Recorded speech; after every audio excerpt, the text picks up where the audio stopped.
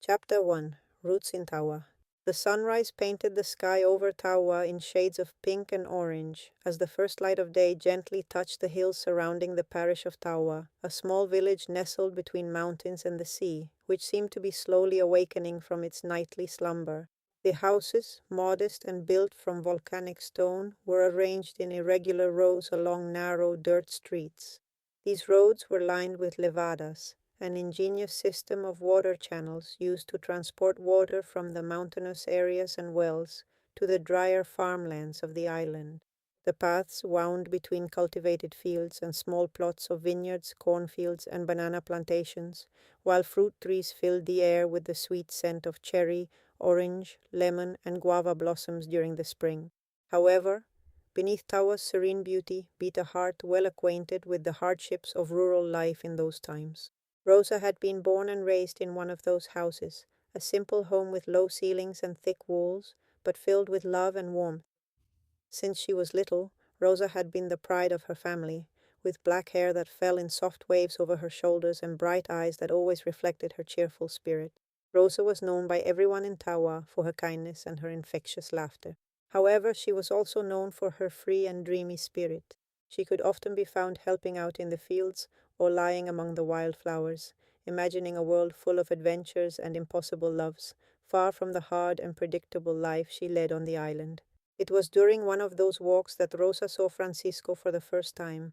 He was standing by the river, his pants rolled up and his bare chest under the sun as he filled jugs with fresh water to take home. Francisco, like many other young men on the island, was forced to work from a very young age to help his family.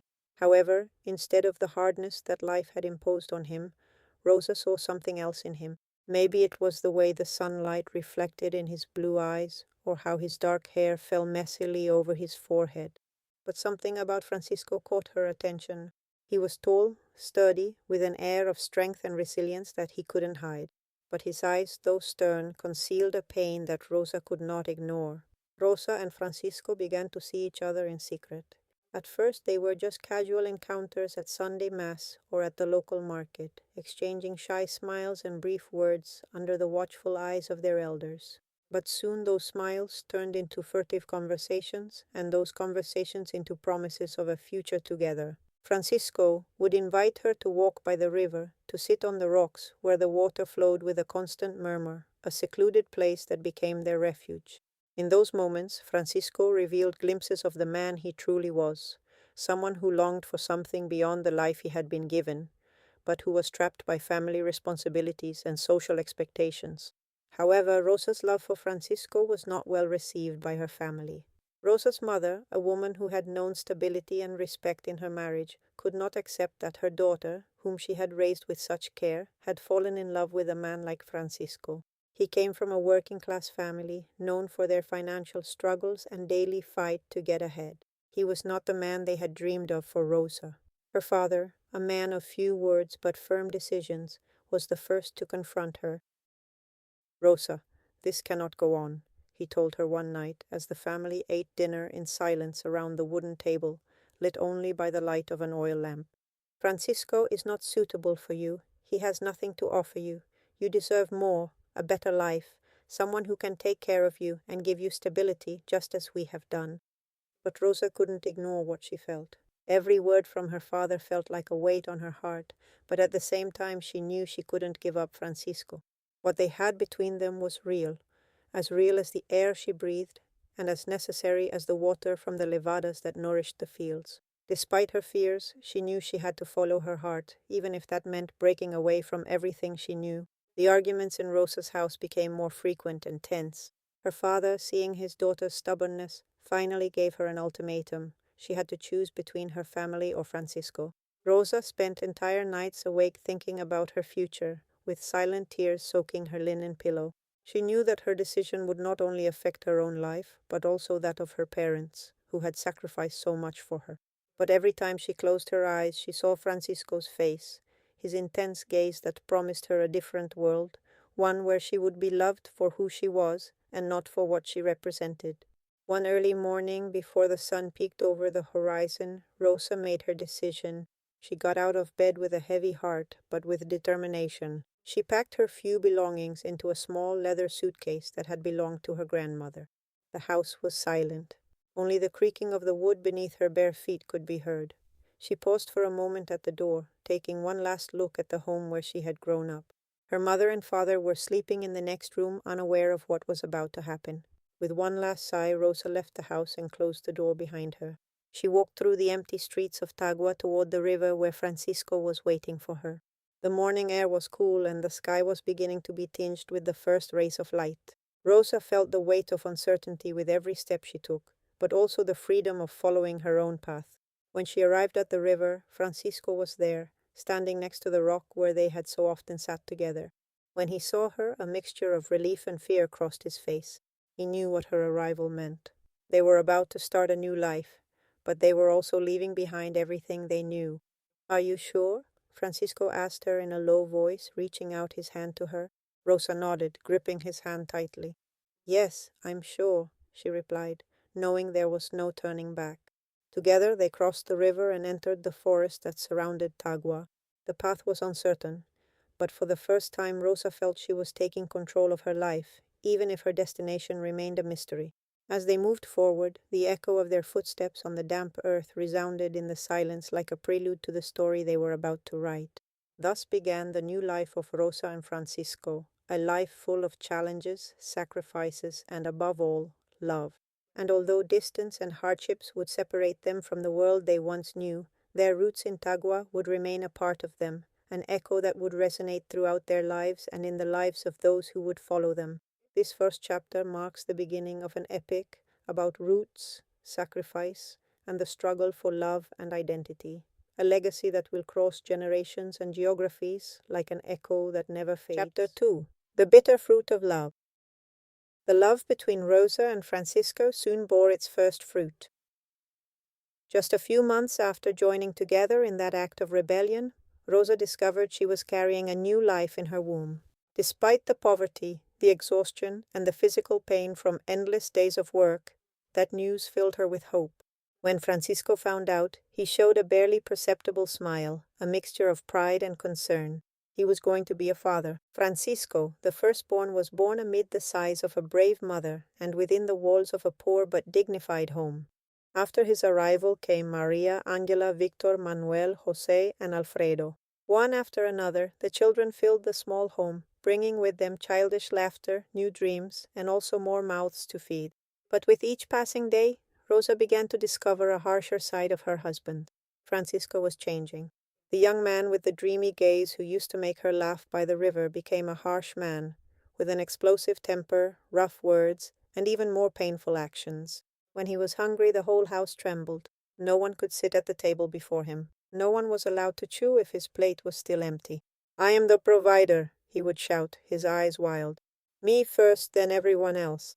The love Rosa had idealized withered away amid shouting, silence, humiliation, and blows.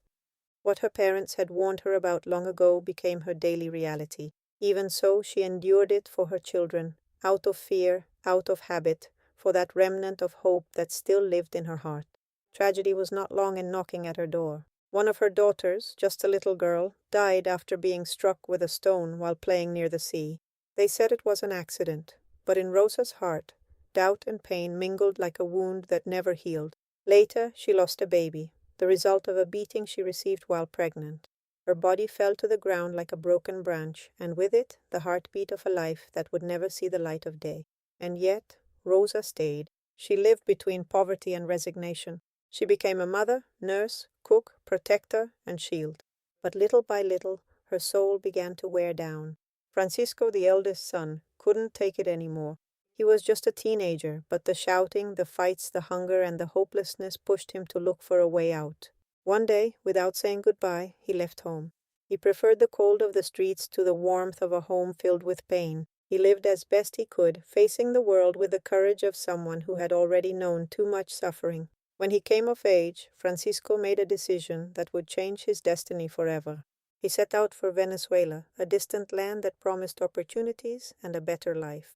It was a 15-day journey on a ship that smelled of salt, sweat, and broken dreams. When he arrived, he found a warm country, full of contrasts, where the accent was different, but hope felt familiar. There, Francisco put down roots. He worked hard, started a family, and gradually built a life he had never thought possible. Venezuela became his true home, his refuge, his new beginning. But even though his feet stood on different soil, the voices of his past, the whispers of his mother, and the echo of the mountains of Tábua never stopped accompanying him. Because there are wounds that travel with you, and loves that, no matter how much they hurt, remain etched in your blood. Francisco worked with determination from his very first day in Venezuela. He would get up before the sun and return, when the moon was already hanging over the Caribbean sky. He started out carrying sacks at the port, then worked in a warehouse, and later at a construction company that recognized his strength and perseverance. Over time, he saved every penny, not just for himself, but with a greater purpose, to lift his loved ones out of the misery they knew all too well. First, he managed to bring one of his brothers over. Then, little by little, the others arrived. Maria, Victor, Manuel. One by one, they found a new beginning in Venezuela, far from the hardships that had marked their childhood. Francisco was the pillar, the eldest brother, the one who had paved the way through pain, but also through hope. When he finally had the means, he arranged for his parents' journey. Despite the burden he carried in his soul, he believed they deserved a chance at a better life. He got them a small house, food, comforts they had never had in Tábua. He fulfilled his duty. He offered them what he himself had never received, security and a decent roof over their heads. But living with them, that was another story. Every word, every gesture, every silence from his father took him back to his childhood. The emotional scars that had never healed hurt again as if they were still fresh. His love for his mother was still alive, but clouded by years of submission that she herself had never managed to break free from. The past was a permanent guest, one that left no room for closeness or forgiveness. Francisco offered them help, but not companionship. He gave them a roof, but he never returned home. It wasn't cruelty, it was self-protection. The child he once was still lived inside him, trembling in a corner of his memory, too wounded to embrace the reunion. This is how Francisco, in his new homeland, achieved what once seemed impossible, breaking a cycle, offering new possibilities, and planting a different legacy. But he also knew that there are wounds that, even when they heal, never disappear. His way of healing was through distance. His way of loving was the act of giving, even if he couldn't stay. Chapter 3. What Fate Cannot Erase. Life continued its course in Venezuelan lands, along with the stories of each of the brothers whom Francisco had helped escape poverty. One of them, Victor, had married Lorinda, a sweet young woman with calm eyes and a kind soul. Together they built a modest but happy family, where the laughter of their children filled the voids of the past, and the aroma of hot coffee at dawn was a reminder that peace was also possible, but that peace did not last long. Lorinda, while giving birth to their third child, died during labor. A case of medical malpractice sealed her fate and left Victor with a shattered soul and 3 little ones in his arms. It was a devastating blow. The woman who had rescued him from the sadness of his childhood, who had helped him build a new life, was no longer there. The days became long and heavy. Victor learned to dress his children with trembling hands, to cook the little he knew, and to hide his tears in the darkness of the night. But life, relentless and sometimes absurd, did not stop. Years later, following the advice of relatives and the customs of the time, he married again, this time to Lorinda's sister, a woman he had never met before, not even seen in person. The marriage was by proxy, as was customary in those days, sealed with papers and promises that did not come from the heart, but from necessity. When she arrived in Venezuela, the disappointment was immediate. Not because of her appearance or what she brought with her, but because inevitably Victor compared her to Lorinda, his true love, and she was not, nor could she ever be, even a shadow of what he had lost. Francisco was by his side throughout that entire process. He accompanied him through the loss, the mourning, the long silences, and the gray days.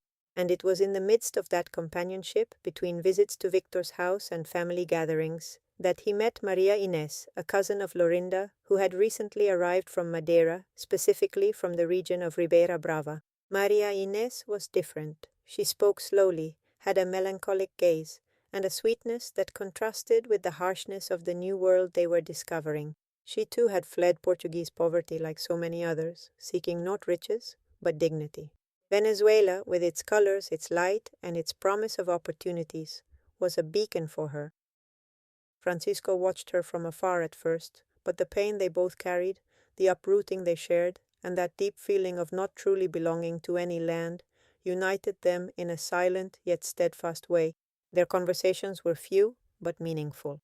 Every gesture was stronger than words. Every glance was a bridge between their worlds. A short time later, Francisco asked for her hand in marriage. It was a simple act, but full of intention. It wasn't a fairy tale story. It was a conscious decision between two souls who knew what loss, poverty, and hard work were. They were married surrounded by a few family members in a modest but deeply intimate ceremony. And so, Francisco began to believe again that perhaps, amid so much inherited pain, there was still room to write a different story. From the love between Francisco and Maria Inés, 3 children were born. The first was Raimundo, who arrived in the world exactly 9 months after conception. His birth was difficult. Maria Inés, exhausted by a life of sacrifice and fragile health, struggled between pain and uncertainty. But against all odds, mother and child survived. Raimundo was welcomed with joy and hope. Some time later, Francisco was born, the second child, a boy with a strong character and a calm gaze. His arrival brought balance to the home, a sense of continuity, of life that, though hard, could still flourish. And finally, as an unexpected gift, the girl was born, Arelise, the father's joy. Francisco adored her, and in his eyes was reflected something that neither time nor pain could wither: tenderness. Francisco was always a hard-working man. There was never a lack of food at home. The roof was sturdy and the duties were always fulfilled. But as if he carried an ancient karma, money, though it came, slipped through his fingers. He had the habit of lending it, perhaps believing in the goodness of others, or wishing to help those who, like him once, had nothing. But much of that money never came back. Francisco lived losing. He lost opportunities, friendships, money. And although he hid it with work and effort, frustration always accompanied him, like a persistent shadow. His marriage to Maria Inés was not easy. How could it be? He came from a broken family history, from emotional deprivation and deep wounds that never healed. The home he built became filled with routines, silences, and at times, with shouts that hurt more than blows. The abuse was psychological, verbal, and, although to a lesser extent, also physical. Maria Inés endured what she could, not out of weakness, but for her children, out of fear, because she had nowhere to go, to avoid repeating an even crueler cycle. Her life was a string of sacrifices. She gave up her own dreams, the possibility of being more than just a wife and mother. Her world was the house, work, cleaning, a relentless routine. Laughter only appeared from time to time when she managed to visit her sisters. They too led humble lives without luxuries, but in their homes you could feel peace. And that, for Maria Inés and her children, was a breath of fresh air, a relief. The children grew up amid tension and hardship, but also among the small moments their mother guarded as if they were gold. A shared snack, an afternoon visit, a song softly sung while she cooked. Maria Inés didn't need luxuries to be a present mother. Despite everything, she was a refuge, she was a pillar. And although her days were marked by exhaustion and sacrifice, her heart kept beating for her children, the only true loves who never let her down. Chapter 4. In spite of everything, they flourished. The years passed amid sacrifices, quiet work, and an iron will to give her children a better life. Maria Inés, her body weary, but her soul alight with maternal love, accompanied them every step of the way. It was not easy. There were many financial hardships, and the country no longer offered the same promises as before. But she did not give in. Raimundo, the eldest, showed a natural inclination for studying from a young age. Disciplined, methodical, and with an insatiable curiosity, he was the first to make it to university. Maria Inés, with tears in her eyes and her heart about to burst with pride, watched him receive his first diploma. In that moment, she knew that everything had been worth it. Francisco, on the other hand, had a more restless spirit. The classroom was not his place.